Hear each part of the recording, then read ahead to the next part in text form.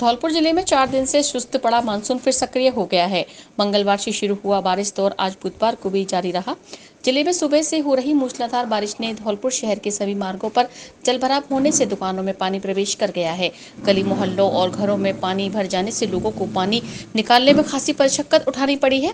धौलपुर जिले में 4 दिन बाद फिर से बारिश का दौर शुरू होने से लोग खासे परेशान दिखाई दे रहे हैं, क्योंकि जिले में हुई भारी बारिश के कारण अभी भी धौलपुर शहर की 3 दर्जन से अधिक कॉलोनी जलमग्न बनी हुई हैं।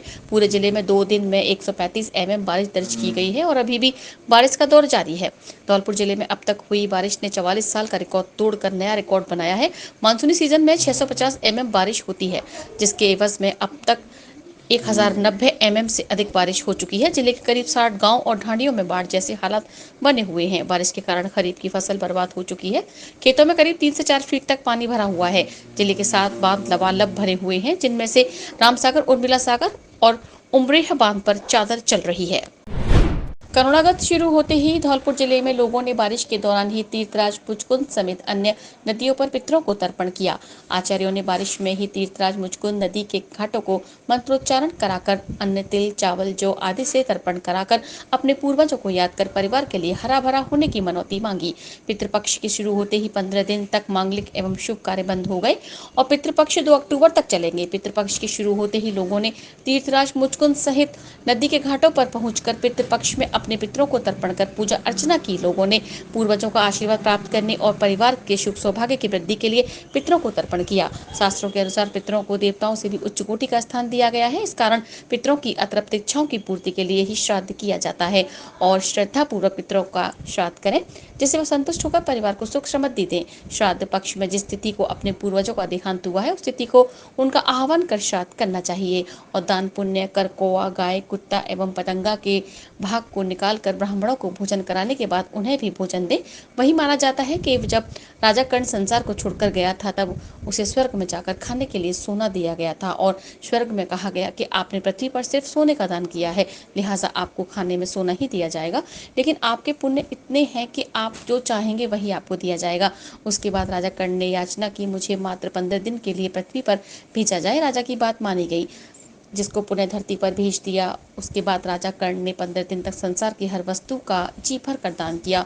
उसके बाद राजा के तर्पण पूर्ण हुए, तभी आर्य संस्कृति में करुणागतों को प्रमुख रूप से मान्यता दी जाने लगी है। इस मौके पर शहर के सैकड़ों लोगों ने तीर्थराज मुचकुंद सहित अन्य नदियों पर पहुंचकर पितृपक्ष में अपने पितरों को तर्पण कर पूजा अर्चना, दान पुण्य किया। पहाड़ी शहर में पिछले सप्ताह हुई घनघोर बारिश से जहां जगह जगह जलभराव की समस्या पैदा हुई है, वहीं कई निचले इलाकों की कॉलोनियां पानी में डूब गई हैं। ऐसा ही एक मामला शहर के धौलपुर रोड पर तिवरिया हनुमान मंदिर के ठीक सामने बसे टिलुआ के अड्डा का है, जहां बारिश की भेंट 1 दर्जन से अधिक परिवार चढ़े हैं। इन परिवारों का सब कुछ बारिश के चलते खत्म हो गया है। सलामत बची है तो केवल उनकी जान। ऐसे में यह परिवार प्रशासन से लगातार मदद की गुहार लगा रहे हैं। उनके घरों तक पहुंचने का रास्ता बंद है और वे रहने को लेकर इधर उधर भटकते नजर आ रहे हैं।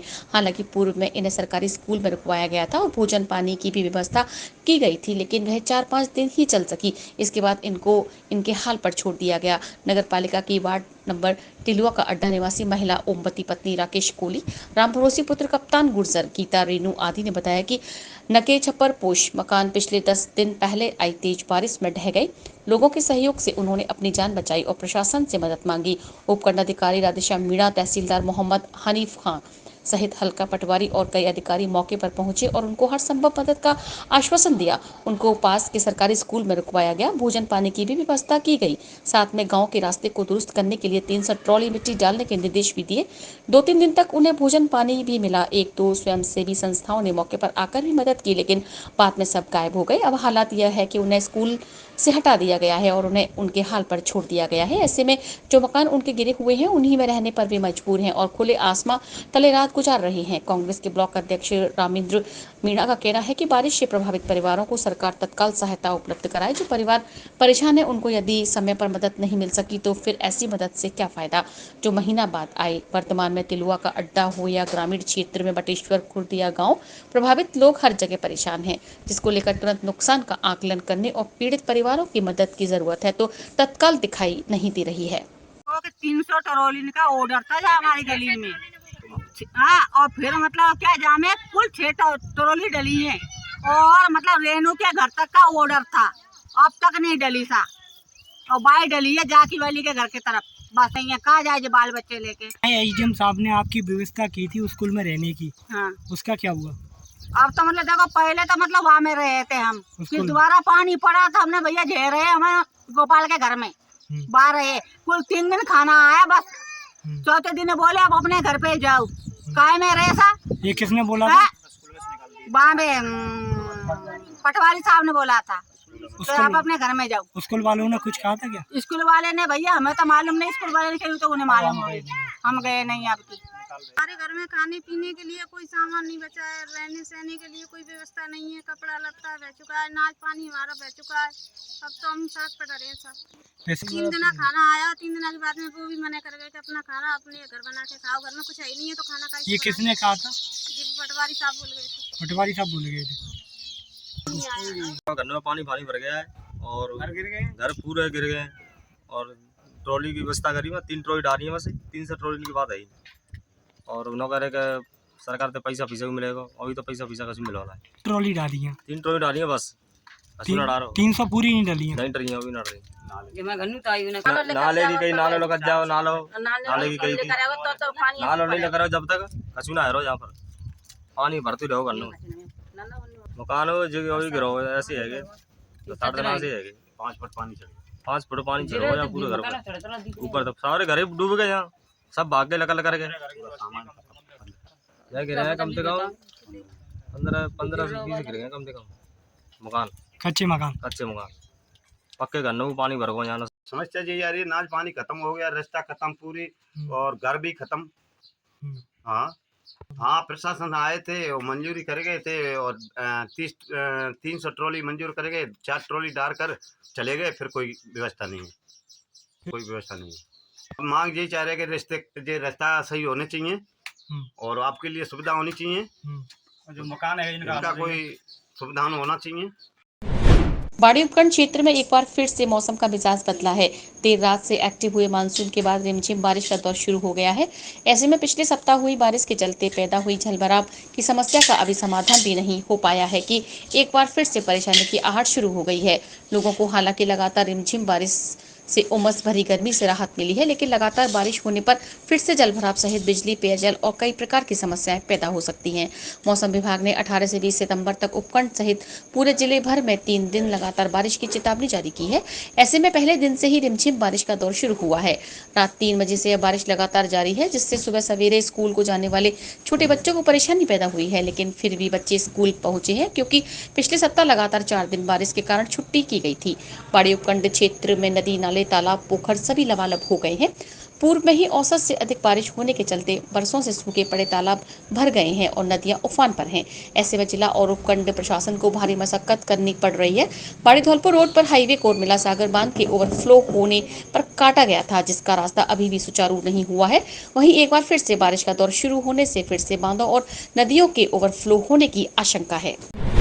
धौलपुर जिले में चल रही 68वीं राज्य स्तरीय माध्यमिक और उच्च माध्यमिक विद्यालय 17 एवं 19 वर्ष छात्रा कुश्ती खेलकूद प्रतियोगिता का आज केडी शास्त्री कॉम्प्लेक्स में शुभारंभ जिला शिक्षा अधिकारी माध्यमिक सुखो देवी मीणा, एडीईओ रोहित विष्ट, एडीईओ पप्पू सिंह सिकरवार, संयोजक व चयन पर्यवेक्षक सुशील धवाई, विभागीय पर्यवेक्षक ममता गुप्ता के द्वारा किया गया और खिलाड़ियों का परिचय प्राप्त किया। प्रतियोगिता के संयोजक और चयन समिति पर्यवेक्षक सुशील धावई ने बताया कि 69 किलोग्राम भार में मीनू रानी हनुमानगढ़ व श्रीजी गुर्जर ने तृतीय स्थान प्राप्त किया। 73 किलोग्राम भार में छवि तिजारा खेरथल व मीणा चौहान हनुमानगढ़ ने तृतीय स्थान प्राप्त किया। 19 वर्ष में 72 किलोग्राम भार में करुणा जादौन उदयपुर व रेणुका चौधरी बाड़मेर ने तृतीय स्थान प्राप्त किया।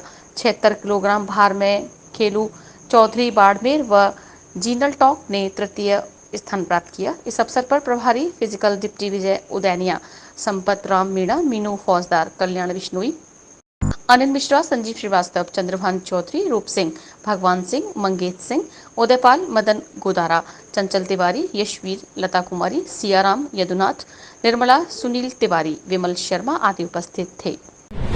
धौलपुर जिले में हो रही भारी बारिश के चलते 24 घंटे में 135 mm बारिश हो चुकी है।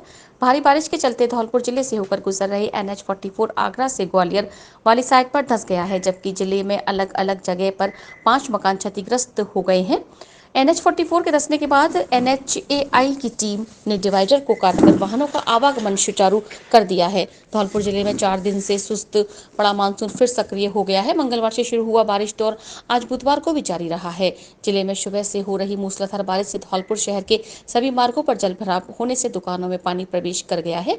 गली मोहल्लों और घरों में पानी भर जाने से लोगों को पानी निकालने में खासी मशक्कत उठानी पड़ी है। धौलपुर जिले में 4 दिन बाद फिर से बारिश का दौर शुरू होने से लोग खासे परेशान दिखाई दे रहे हैं, क्योंकि 4 दिन पहले हुई भारी बारिश के चलते पैदा हुई जलभराव की समस्या का अभी समाधान नहीं हो पाया है कि एक बार फिर से परेशानी की आहट शुरू हो गई है। भारी बारिश के चलते बाड़ी और सैंपौ उपखंड के कच्चे और पक्के 5 मकान क्षतिग्रस्त हो गए हैं। मौसम विभाग ने 18 से 20 सितंबर तक धौलपुर जिले भर में 3 दिन लगातार बारिश की चेतावनी जारी की है।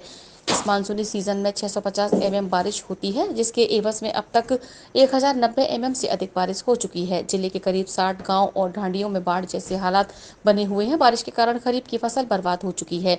खेतों में करीब 3 से 4 फीट तक पानी भरा हुआ है। जिले के 7 बांध लबालब भरे हुए हैं, जिनमें से रामसागर, उर्मिला सागर और उमरेह बांधों पर चादर चल रही है। बारिश ने 44 साल का रिकॉर्ड इस बार तोड़ दिया है। सरमथुरा थाना इलाके के बरौली गांव में चोरों ने एक मकान को निशाना बनाया है। चोर अलमारी का ताला तोड़कर 5000 रुपए की नकदी के साथ करीब 2 लाख रुपए के गहने पार कर ले गए हैं। चोरी की सूचना पर पुलिस ने घटनास्थल का मौका मुआयना कर जांच शुरू कर दी है। चोरी की घटना को लेकर बरौली गांव की रहने वाली महिला रामदेई पत्नी गंगाराम ने थाने में मामला दर्ज कराया है, जिसमें पीड़िता ने बताया है कि रात को वह घर में अकेली सो रही थी। सुबह जागने के बाद उसे घर में अलमारी के ताले टूटे और सामान बिखरा हुआ मिला, जिस पर उसे चोरी की वारदात का पता चला। पीड़िता के मुताबिक चोर अलमारी में रखे 5000 रुपए की नकदी के साथ करीब 2 लाख रुपए के गहने चुरा ले गए। पीड़िता की शिकायत पर रिपोर्ट दर्ज कर ली गई है। धौलपुर जिले से होकर गुजर रही पार्वती नदी पर से अब चादर उतरना शुरू हो चुका है। नदी में से पानी उतरने के बाद अब लोग नदी किनारे और रपटों पर मछली पकड़ने की जोर आजमाइश में लगे हुए हैं। पार्वती नदी की सैंपौ बाड़ी मार्ग की रपट पर से पानी उतरने के बाद लोगों ने यहां मछली पकड़ने के लिए डेरा डाल रखा है। पार्वती नदी की रपट पर लोगों ने जान जोखिम में डालकर मछली पकड़ने का अभियान छेड़ रखा है। जिले की सोशल मीडिया प्लेटफॉर्म पर पार्वती नदी की रपट पर मछली पकड़ने के वीडियो वायरल हो रहे हैं। इन वीडियो में रपट पर मछली पकड़ने के लिए लोगों में होड़ मची हुई है और एक दूसरे के ऊपर गिर रहे हैं। धौलपुर जिले में इस मानसूनी सीजन में नदी, बांध और तालाब में डूबने से अब तक 2 दर्जन से अधिक मौत हो चुकी है, लेकिन लोग फिर भी जलाशयों के पास जाकर जान जोखिम में डालकर मछली पकड़ रहे हैं। अगर पार्वती नदी की रपट पर से मछली पकड़ते समय कोई फिसल गया तो वह नदी में तेज बहाव में बह जाएगा।